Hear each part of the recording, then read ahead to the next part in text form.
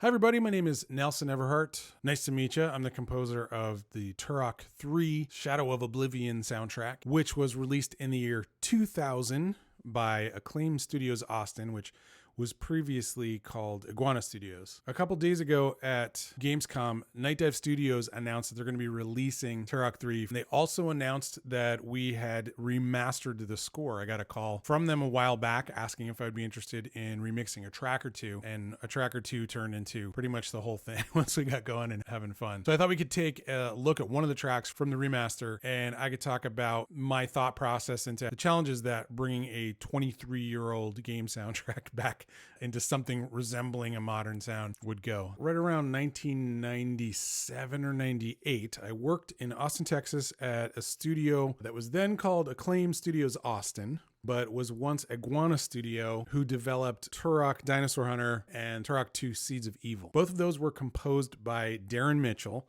Darren actually hired me when he got promoted to head of the department, and I got to write the score for Turok 3 Shadow of Oblivion. So the sound modules that I originally used were a Roland JV2080 and an Alesis DM Pro, and a handful of other like sampling CDs and even some custom recordings of some ethnic percussion instruments from a coworker's collection. I'll post a pic here of my studio at Acclaim.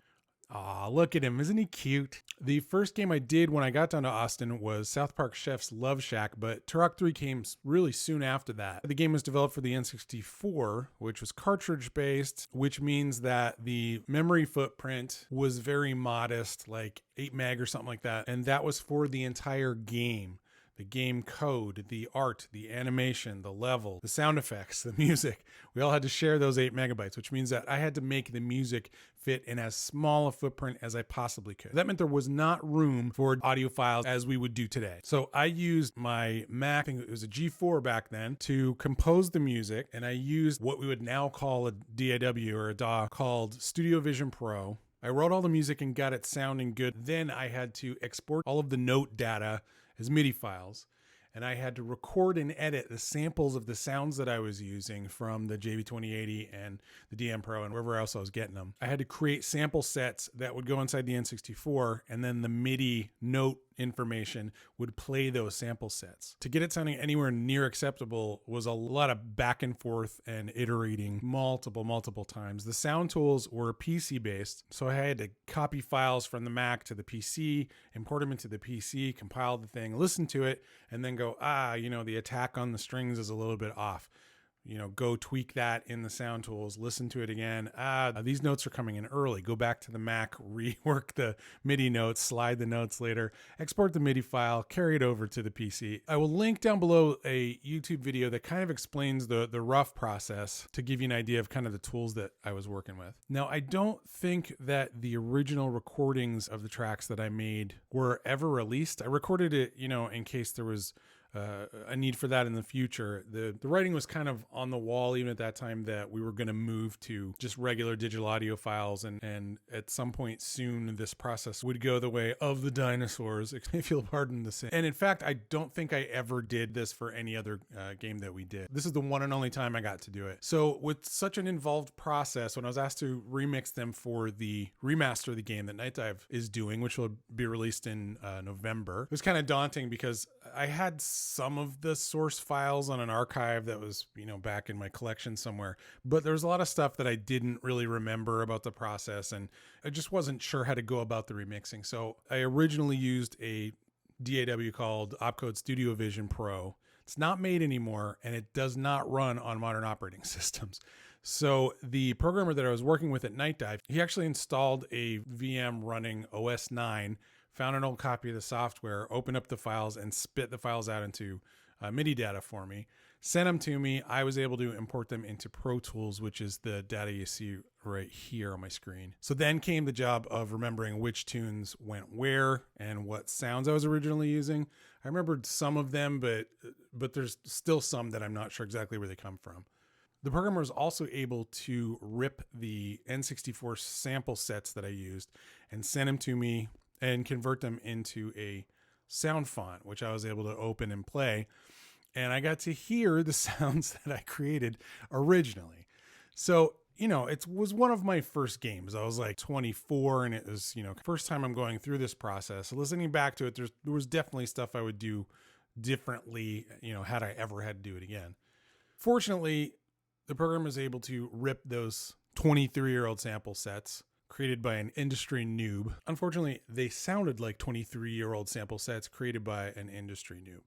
Fortunately, I still have the hardware or modern virtual equivalents. So you're able to just dial up some of the old sounds that actually come from not just the JV2080, but the expansion cards that I had inserted into the 2080 with this SRS Orchestra virtual instrument. And then unfortunately, a few sounds I couldn't remember where they were. Trying to find a specific sound is kind of a tall order if you don't really remember where to start. So I did wind up using some of the sound font that Nightdive had sent to me. In listening back to this track, I had to figure out what I would do to it to actually make the sound better, and found no shortage of targets. So that brings us to this track. It was from the first level. The track was called Racing Toward Disaster. I'm sure if you are familiar with the game, you probably heard this loop several hundred times while running through and blasting a bunch of alien dinosaurs and zombies. I thought we could take a look at this track and just, I'll tell you what I did to kind of remaster it.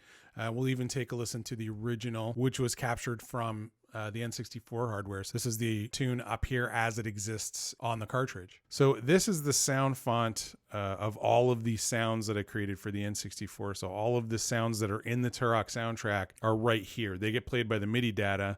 So I was able to go through and listen to what the track sounded like with the original sounds. Then I decided which sounds needed to be replaced. And I was trying to keep the original intent. I was trying to make choices that I would have chosen back 23 years ago had I only had access to the technology that I have today. And I didn't change anything radically. I originally used like a horn sample from the JV2080, and I replaced them with another French horn sound that sounds very similar, but just sounds a lot more realistic. There was also times where I could use this. This is from the Rolling Cloud series, which is it's a subscription service, which I hate. But for this project, it was great because I could dial up the original sounds, the source of the sounds that I made for the N64 sample sets. It was weird pulling these sounds up. I'm like, oh my gosh, I had forgotten I always used this sound.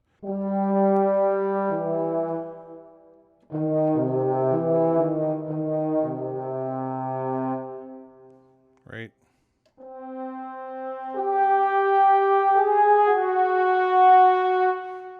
So I had the sound font of the original sounds. I had the recreation of the JV2080. I also have the JV2080 in my studio. I think I kept it around mostly for nostalgia, thinking that I might need it, but I haven't used it except to resurrect some of the older tracks that I've written. There's another game I did with Acclaim called Vex where I used a lot of the sounds in there, so I'd go back. So to upgrade these sounds, I wound up this is my modern environment, is this plugin called Contact. And inside Contact, I have all of the sounds that I use all the time. I replaced a lot of the string marcato sounds that were just, the attacks were too consistent, with some modern equivalents.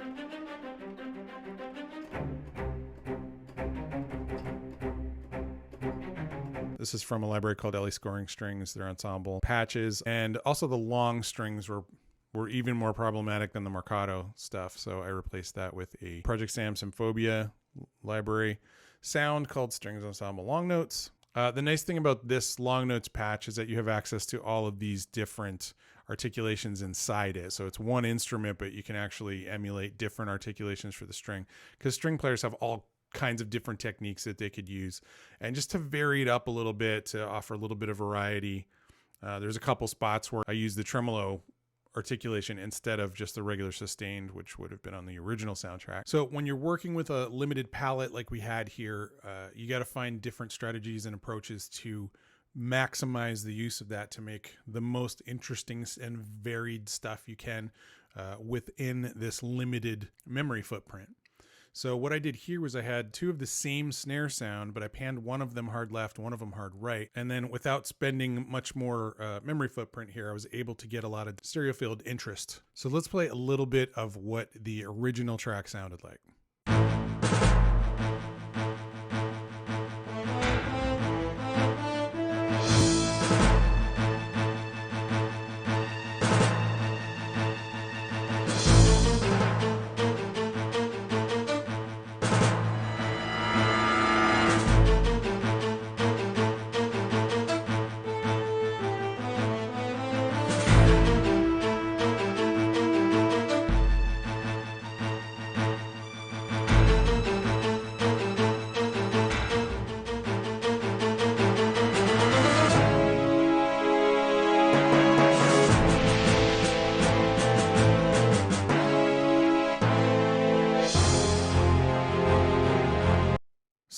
kind of self-explanatory why I might want to replace some of those sounds. So what I'll do now is play the new track, and we can kind of A/B it from what you just heard.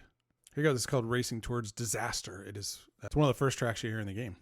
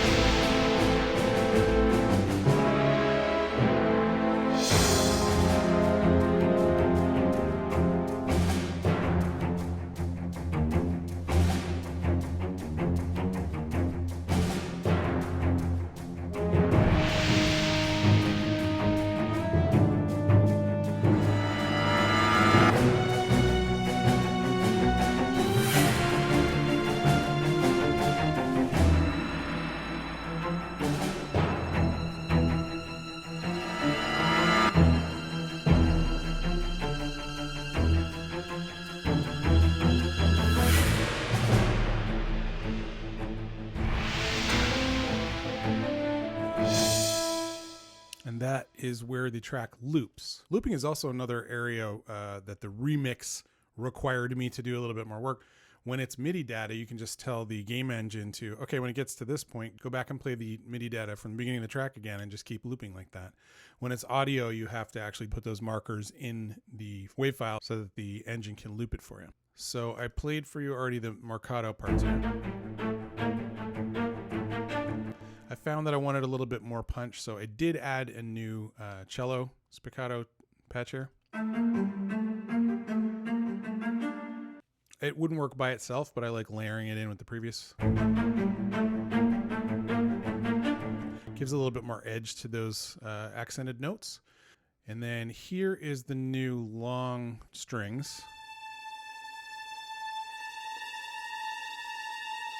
Sounds really good. I did layer another violin sound on top of it, just for a little bit more definition there. And then this low sus strings track is the same. It's triggering the same sound as the high sustained strings. But for the N64 release, I had them on different channels. The old timpanis were pretty bad.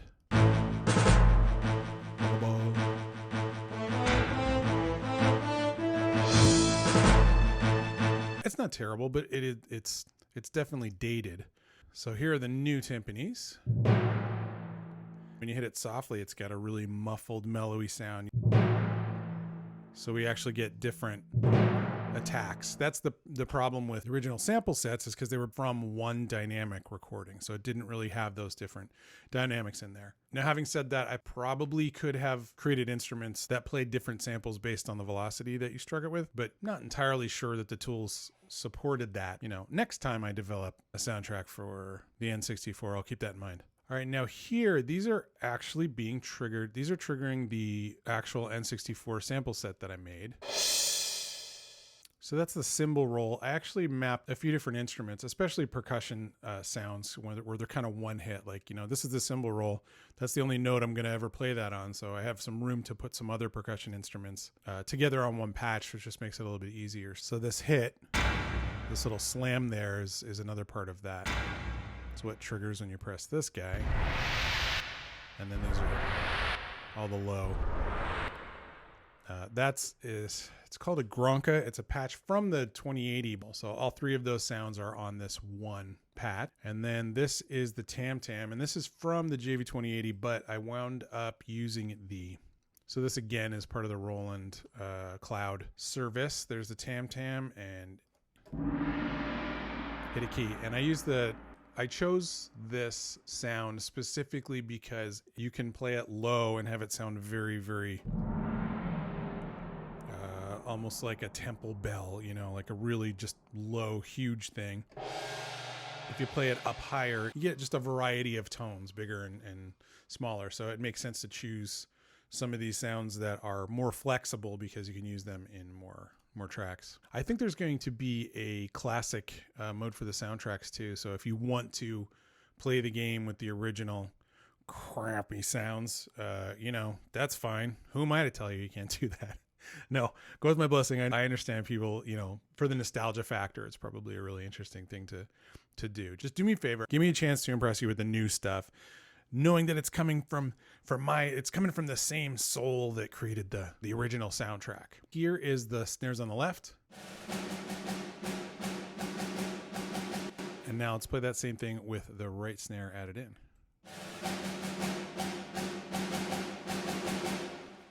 And I recorded those as separate passes. I'm playing the same part, but the tiny little micro differences between each part. So it's called doubling. And it just gives kind of a wider, fatter sound. About halfway through the tune, a little shaker comes in to kind of give you a little, like the watch countdown until the bomb blows up, right? Just a little ticking trying to come in behind you and up the danger. Here's the original.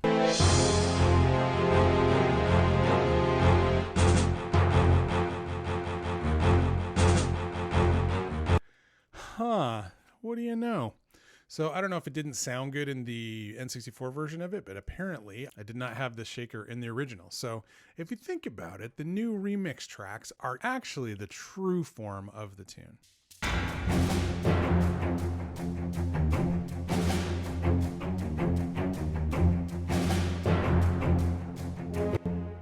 All right, now we get to these clusters and scrapes. To be honest, I don't know where I got these sounds. In addition to the hardware modules, I also used some sampling CDs for certain sounds. That makes it hard to identify some of the sounds because I'm not sure where they came from.